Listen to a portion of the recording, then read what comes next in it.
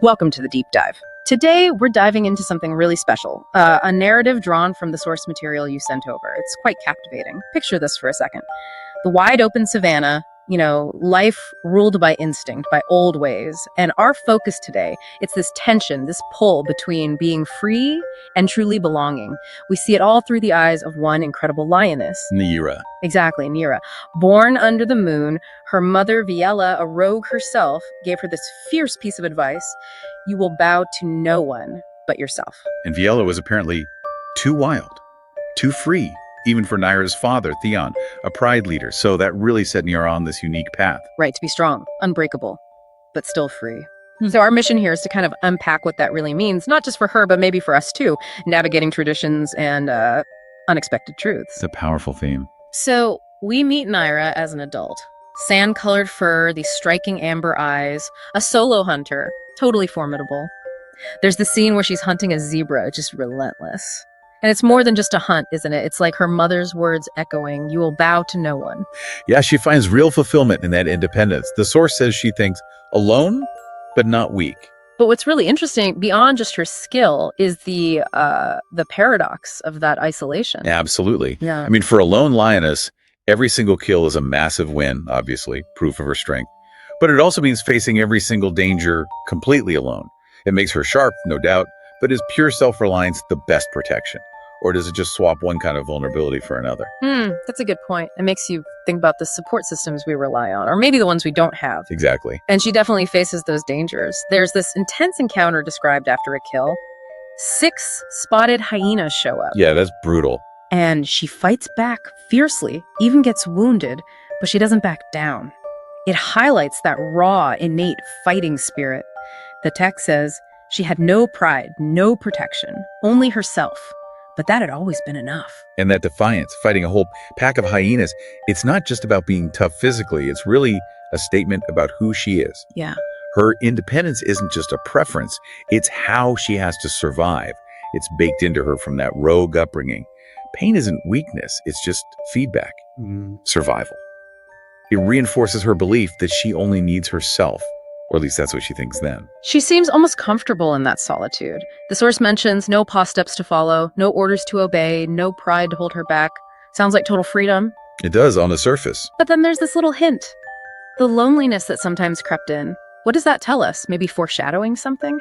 I think it's crucial. Yeah. While she values that freedom from rules and hierarchy, those quiet moments, that hint of loneliness, it shows the cracks, It suggests maybe a deeper need, something even she doesn't fully acknowledge yet, a hint that survival alone might not be the whole story. And maybe that subtle feeling, or just needing basic things like water, leads her to accidentally cross into pride territory. She smells a strong male lion. And immediately remembers her mother's warning. Right. If you smell pride, don't trust it. You're not one of them, never will be. But her inner thoughts show she wasn't looking for trouble. She just wanted shade, water, silence, just passing through. Not looking for belonging at all. Then bam! The source calls it the earth cracks, this massive roar, and there he is. Zerebra, leader of the Eastern Pride. Olden code, dark mane, green eyes, scarred leg. Quite the description. He tells her to yield. And Nira, just this defiant never. It hangs in the air. This feels like more than just a standoff over territory. Oh, definitely. It's a clash of wills, of worldviews almost. Two dominant forces meeting. And what's really telling is that Zerebra sees something in her. Even as they're clashing, he says, you fight like a rogue, and you've got bite. So he's not just reacting with aggression, he's actually observing. Exactly. He's perceptive. He recognizes this raw, untamed power, maybe respects it even.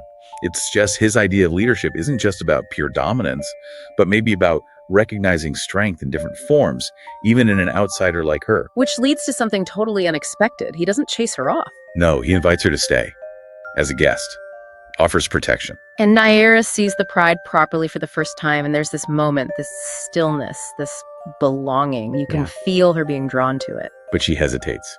Yeah. Not ready. Not yet. That core independence is still strong. So she accepts, but very cautiously. She stays on the edges of the pride at first. And the lionesses, they react exactly how you'd expect. Protective, territorial, snarling, shielding the cubs, primal stuff. Totally. But Nayar's careful. Her body language is described as truce-like, not aggressive. Which is smart. It's this delicate dance, isn't it? The pride's instinct is protect the group, us versus them. Naira is showing she's not an immediate threat, mirroring their caution. It really shows how deep those inside-outsider lines are drawn. And then we get this really interesting conversation between Naira and Zerebra about their core beliefs. Naira's is pretty straightforward. Food, fight, survive. But she also knows about deeper things like Sisi Nisawa, we are the same. And these lion deities, Mane, Sanli, Stormli. Okay, let's unpack that a bit. Sisi Nisawa, we are the same.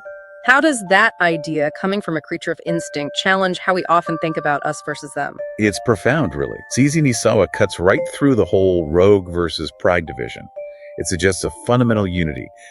Beneath the surface differences, everyone's engaged in the same struggle for life. It's a very unifying philosophy. The deities. Moon Lion, Sun Lion, Storm Lion. They provide this framework for understanding the world. Man Li for the hidden things, the night. San Li for strength, the day. And Storm Li for chaos, for change, the testing times. For Nira, who's lived by food, fight, survive, these concepts offer a way to maybe make sense of the unpredictable things happening to her. It hints there's more to life than just the next meal or the next fight. The pride definitely puts her through some tests, though. First, Zariga takes her to confront another rogue, one who stole from the pride. He basically tells Naira, you choose. And she doesn't back down, fights the rogue, wins, earns some respect there, a clear demonstration of her value, her strength. Then comes a communal hunt, and her old instincts kick in. She breaks formation, goes rogue. Literally rogue, yeah. And scatters the prey. The other lionesses are furious. Nezrin yells, you acted for you, not for us. That's the core conflict right there. Her independence versus the pride's need for teamwork, for collective action, self-sacrifice for the group. And Zerebra steps in again, defends her. She is under my protection. Which is huge.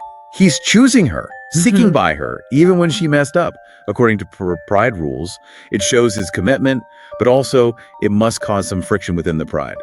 He's bending the rules for her. He goes even further, breaks a major tradition by eating with her at the kill alongside her. The lionesses are outraged by that. But Naira, it says, she took space, didn't eat but held her ground.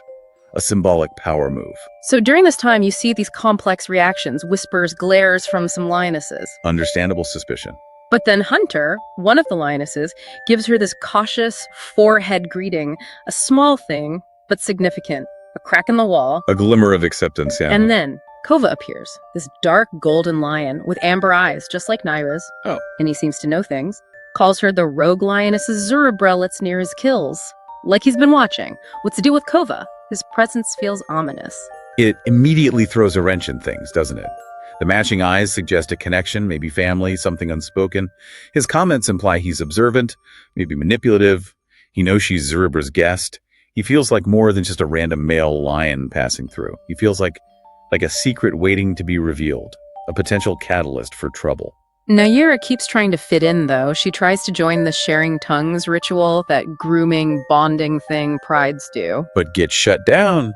Hunter and Shadow reject her. And Mireme, the wise old elder, explains it simply. A rogue will always put herself before the pride. It's like a fundamental truth in their world. It shows how deep those traditions run. It's not just about being physically present. It's about mindset, about prioritizing the group. Mirembe isn't being mean. She's stating a deeply held belief. And after that rejection, Naira goes hunting alone again. But this time, the source says she hated it. That's a massive shift for her. It shows the pride has changed her, whether they fully accept her or not. That loneliness she felt before, now it's sharp because she's tasted something different, that potential belonging. Then comes a really pivotal moment. A cub is in danger, cornered by a snake. And Naira reacts instantly. Just pure instinct. Saves the cub, no hesitation, a completely selfless act. And that changes things. No big thank you scene, but the text says no one looked at her the same. Later, even Mirembe and Hunter give her these small, non-verbal nods of acknowledgement, like the wall had cracked. Actions speak louder than words, right? Especially in their world. Saving a cub proves her value in a way no ritual could. It shows her instincts aren't just for self-preservation. It earns a different kind of respect, based on deed, not just birth or tradition. And we start seeing this growing closeness between Naira and Zerebra. He tells her to stop expecting and start deciding, implying she's not really alone anymore. He's encouraging her agency within this new context. Their shared moments increase. And then there's this huge step for Naira. She lets her tail curl just slightly around his, stays just touching. For someone who vowed to bow to no one, that's monumental. Just touching. It's a tiny physical connection, but it represents this huge internal shift. Yeah, moving from absolute independence to tentatively accepting vulnerability, connection. She's choosing to redefine her freedom, maybe with someone, not just apart from everyone, still herself, but opening up. But just as things seem to be settling, Kova returns. And it's chilling. Naira is in her first heat, vulnerable. And Kova shows up, unseen by the others, whispering things. He calls her queen of the marula tree, and then this really creepy line about her scent. You smell like new life and night breeds. Ugh. What is he implying? This feels like psychological warfare. It absolutely is. It's deeply manipulative. He's using her vulnerability against her. That line about new life and night breeds, it's just an intimate, almost possessive knowledge of her state and hints at something dark, a shared secret, maybe. He's planting this specific, awful seed of doubt, forcing her to question everything, especially any memory from that time. And it works. Naira becomes deeply uneasy, particularly about an encounter under a marula tree during her heat. Kova keeps referencing it. You didn't say that last time, under the marula tree. Forcing her to confront it. And she has this horrifying realization. She had wanted to believe it was Zuribra who was with her then. Oh no. She confronts Zuribra about Kova, and Zuribra finally admits it. Kova is his brother, but estranged, not part of this pride. A brother. Zuribra confesses he knows Kova walks the line between clever and something darker, admits he spared Kova in the past and it cost lives. Says Kova did something unforgivable. So Zuribra knew his brother was dangerous and potentially involved here. It seems implied. Given Naina's whole identity is built on choosing her own path, what does this deception by Kova and maybe Zuribra's silence do to her? It shatters everything. Her sense of choice, her trust. If she was deceived during her heat under the marula tree, then her connection with Zuribra, this belonging she was starting to feel, it's all built on a lie, or at least a terrible hidden truth. She wasn't choosing. She was, as the source says Kova saw her, just a prize. Her autonomy was violated. And Zuribra's confession, what does that reveal about his burden? It shows the immense weight he carries, the guilt. I should have stopped him. I should have followed you. It's raw regret. But then his promise. That's extraordinary. He promises to protect her and the cubs, no matter who the father is. They're yours. Only yours. Whatever blood they carry, they're yours. And mine to protect, if you'll let me. That is a radical act for a pride leader. Lineage is usually everything. Yeah. He's putting his loyalty to her, his love for her, above tradition, above bloodlines. He's redefining protection, leadership on his own terms because of her. Naira's reaction is just fierce. I thought I had chosen, but I was just a prize to him. You feel the pain, but she's not broken. She tells Zuribra, protect us, but not because you feel sorry, because you want to stand with me. Wow. Setting her own terms even now. Yeah. The source says she began to burn. Like this betrayal forged something even stronger in her. Fire forged strength. Yeah. So Zuribra publicly banishes Kova, but Kova leaves with this weird riddle smile. Doesn't seem defeated. Not good. And sure enough, scouts soon report Kova's leading his own pride, but it's a pride of males, which is described as unnatural and dangerous. His goal is clearly power. A pride of males is highly unusual, yeah. Lion society is typically matriarchal, centered around related females. A large group of unrelated males banding together like that. It signals pure ambition, a disruption of the natural order. It makes Kova incredibly dangerous and unpredictable. He's not playing by the established rules at all. Zuribra recognizes the threat, and he does something else radical. Calls for a united hunt. Males and females hunting together to prepare for Kova, breaking another tradition. Showing how serious the situation is, and how adaptable Zuribra can be when necessary. And this shared crisis, this hunt, it seems to finally solidify Naira's place. Zuribra even tells her, you were brave, even for someone who says she doesn't belong. It's like her unique skills are now seen as vital for their survival. Exactly.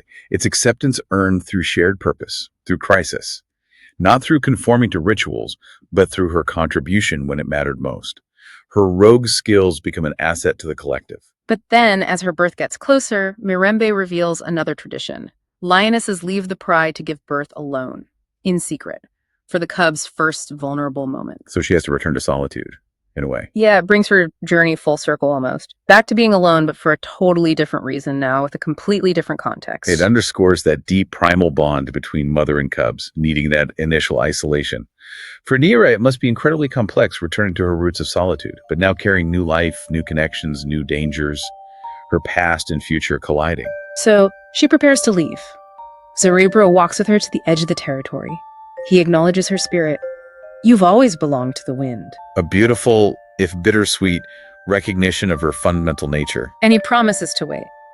You won't be alone in spirit. I'll be waiting for your return, no matter how long. A powerful promise of continued connection, even across distance. Naira steps into the tall grass, doesn't look back. She knows the pride had never fully opened its heart to her. And then that final chilling echo of Kova's threat, I will find you. Leaving her journey hanging in the balance, heading into the unknown, carrying this new life and this heavy truth. What a journey. I mean, from that fiercely independent rogue, completely self-reliant, to becoming this uncertain member of a pride, finding connection, facing betrayal. Embracing love, defining her own strength, navigating motherhood under the shadow of Kova, it's immense. It really makes you think, doesn't it? Her story shows that even when our circumstances seem set, those core choices, who we love, what we stand for, how we define belonging, they're ultimately ours to make. Yeah. And maybe the biggest courage isn't always in the fights we win, but in facing the hard truths and taking that step into the unknown, trusting our own instincts, even when it's terrifying. So leaves us with a question, maybe for you listening. What truths in your own life have prompted you or might prompt you to step into the unknown?